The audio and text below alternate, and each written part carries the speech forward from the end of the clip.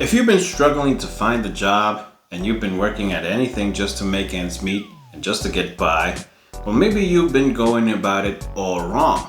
Today, we're deep diving into some strategies and some secrets professionals use to climb the ladder of success, and you can use them too. Whether you're just starting out or aiming for that corner office, or maybe you want to start your own company, well, I've got some insights for you. Hi, I'm CH Morgan, your digital workspace guide to a better life, and I'm here to show you the mindset you need to succeed. First, I want to ask you, what do Steve Jobs, Mark Zuckerberg, and Bill Gates have in common? Well, you might be tempted to say they're all billionaires, and you'd be right, but I'm not talking about that. They were not billionaires when they started out. In fact, most of them were broke or were just college students. So what do they have in common? More often than not, you'll find that Mark Zuckerberg, Bill Gates, and other successful people had something in common that most of us lack or that we need to develop. To quote Robert Kiyosaki here, focus means follow one course until successful. And I really like that acronym because it really sums up what we all should be doing to get success in our careers and in our lives. And what most successful people have in common is focusing on one thing. So with that in mind, let's get started. Number one, define what is the main area of your interest. What is the main area of your interest? And this is equal to saying, what will you focus on for the rest of your life, hopefully. I recently saw a masterclass with Daniel Priestley. And if you don't know who Daniel Priestley is, I don't blame you. I didn't know either until I saw him on Ali Abdaal's channel, and he was giving a masterclass for business owners on how to scale your business from $0 to $1,000 and then from $10,000 to $1 million. He said something that really struck a chord with me. He said that we all basically have a moment when we're 13, 14 years of age, when we have a sort of like a hero origin story. Think about Superman, for example. He was sent here from Krypton and he finally discovers his powers and becomes a hero. Well, kind of like that, we all have a moment when in our lives we have passion that we discover when we were 13 or 14 or 15 years of age, and that's what he talks about. We all have an origin story. What I would ask you to do is remember what struck a chord with you when you were that age. What did you want to be when you were that age? Many of you wanted to be astronauts. Many of you wanted to be doctors. Many of you wanted to be nurses. Many of you wanted to be veterinarians. Whatever that was, think about what piqued your interest at that moment. One of the first things we need to do to get there is to focus, to really center ourselves on achieving that we wanted to be or that we are passionate about, and really get focused on that. You might have many passions, but try to narrow it down to just one. Try to think about what you want to be or what you wanted to be when you grew up, and what you are now, and where you want to be. Focus on one thing, one area of your interest, and define what that is and work towards it. And this ties into the second point of what I'm speaking here today. How do you get to Carnegie Hall?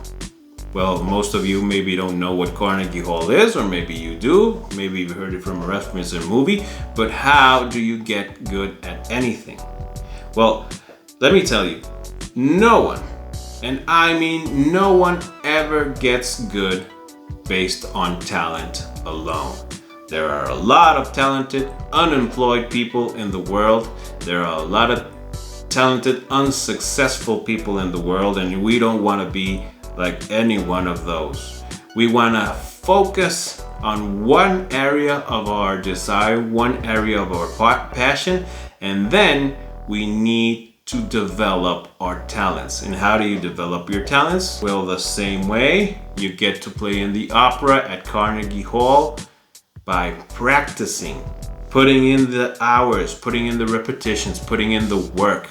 It doesn't matter how talented you are, nobody is interested in your talent unless you perfect that talent, unless you develop that talent, unless you give a finished product to the world. And that takes time. That takes practice. That takes polishing every ounce of your talent that you can, so you can give the best of you to the world. Case in point, you've probably heard of somebody by the name of Michael Jordan. And maybe you've heard of him through some news, or maybe you've seen him on Netflix on a documentary, or maybe you've bought a pair of his sneakers. But let me tell you, when Michael Jordan was playing for the Chicago Bulls, it was a masterpiece. He was phenomenal. There hasn't been a player like him since ages, and I would contend he is the best player in the NBA, period. So what I'm saying here is that he was extremely talented, but if he was only talented, we would not be speaking of him today. What Michael Jordan did is polish his talent every day. He would practice his shots. He would stay before practice and go home well after the practice was over, just practicing,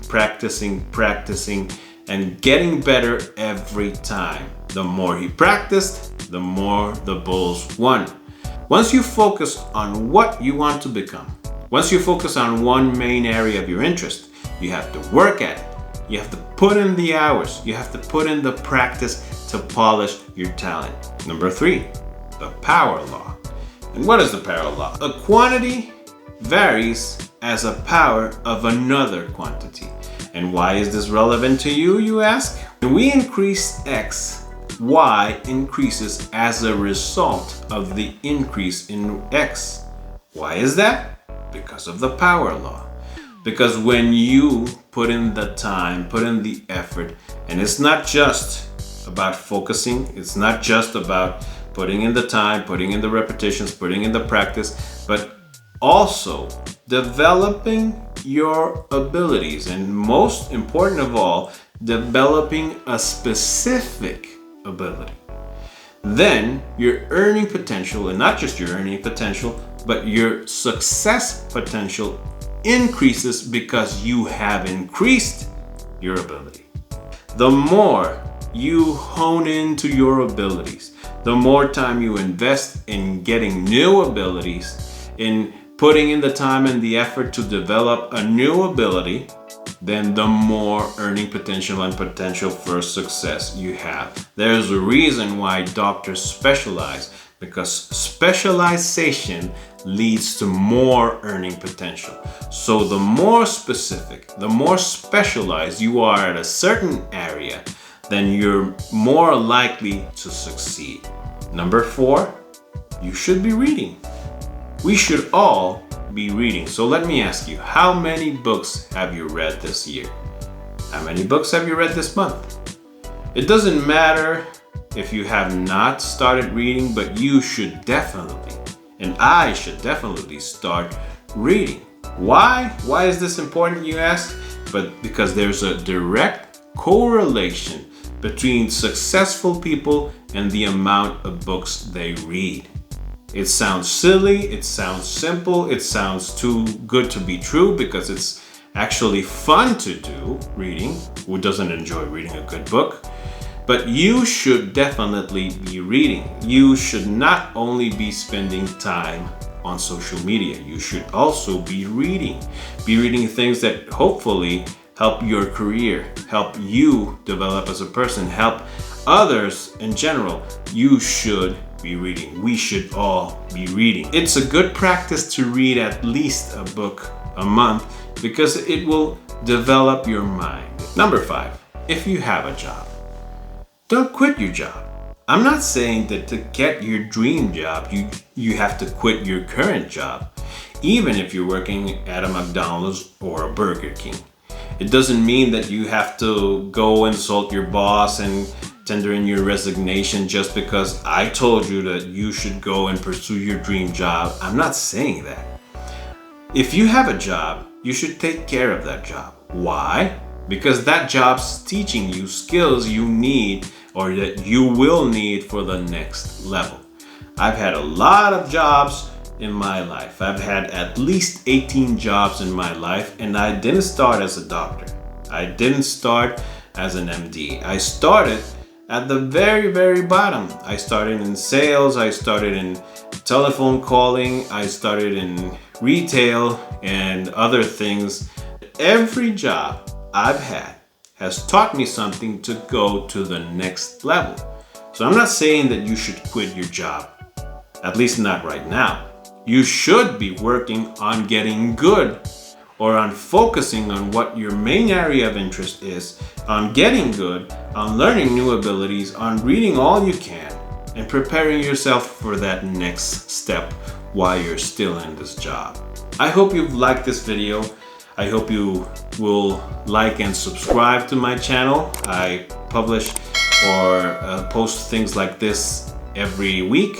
And I hope you can share this video with somebody you think might get some benefit out of it. And I'll see you next week for my next video.